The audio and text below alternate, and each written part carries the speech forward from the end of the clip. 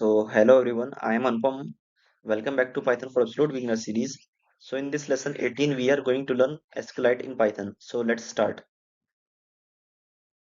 What is a database? A database is a structured way to store and organize data. Like it keeps your information safe, organized, and easy to access. Python can connect to databases, allowing you to store data permanently and retrieve it whenever you need it. This is essential for building applications that need to remember information between sessions, like student data, name, grades, attendance. Next one is like user information, logins, profiles, preferences. Next one is product catalog. Inventory, prices, descriptions like. Okay, what is SQLite? It is an built-in Python module. SQLite comes pre-installed with Python, so no additional installation required. Just import and start using it immediately. It is perfect for small projects. It is ideal for beginners and small applications. It stores everything in a single file, so making it simple to manage and share. It is lightweight and fast. It needed no server. SQLite works directly with files, making it perfectly for learning and quick prototyping. So next one is next one is connecting to a database. Establish connection. Use SQLite 3 to create a connection to your database file. Next one is database file created. If the file doesn't exist, SQLite creates it automatically for you. Then last step is verify connections. Print a message to confirm that the connection was successful, like import SQLite 3 SQLite 3 to connect test.db. Print connected.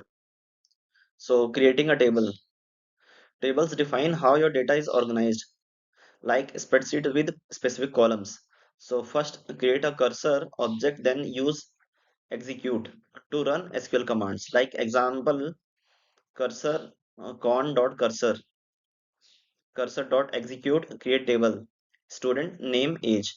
This creates a table called student with two columns and name and age. Next one is inserting data. Write insert command.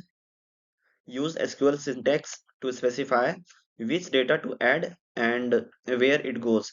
Next one is execute the command. Run the insert statement using the cursor's execute method. Third one is commit changes. Call con.commit to save the data permanently to the database.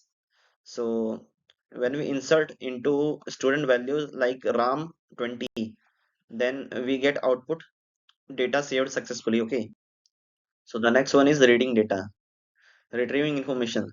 Use the select SQL command to fetch data from your table. The fetch all method returns all matching rows as a list. The step by step, like execute select query with cursor, fetch all results using fetch all. Third one is store results in a variable, and fourth one is print or process the data. Like we apply a code here, then we get output round 20. The data returns as a list of tuples where each tuple represents a row in your table. The next one is closing the connection.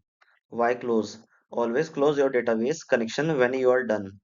This frees up system resources and ensure all data is properly saved. So, like con.close, print connection closed. Good practice like closing connections is a professional habit that prevents potential issues and makes your code more reliable and efficient. Today's class we learn database and SQLite, connecting, creating, setting up tables, and we learn CRUD operations in which inserting and reading data from your database, and we learn cleanup function like properly closing connections for good practice. SQLite is used in real world projects for mobile applications, small web applications, and prototyping. You can now store data protecting in your Python programs. Next lesson, we are going to learn GUI programming that is used for building interactive desktop applications. Thank you. If you like the video, keep subscribe and keep supporting. Thank you.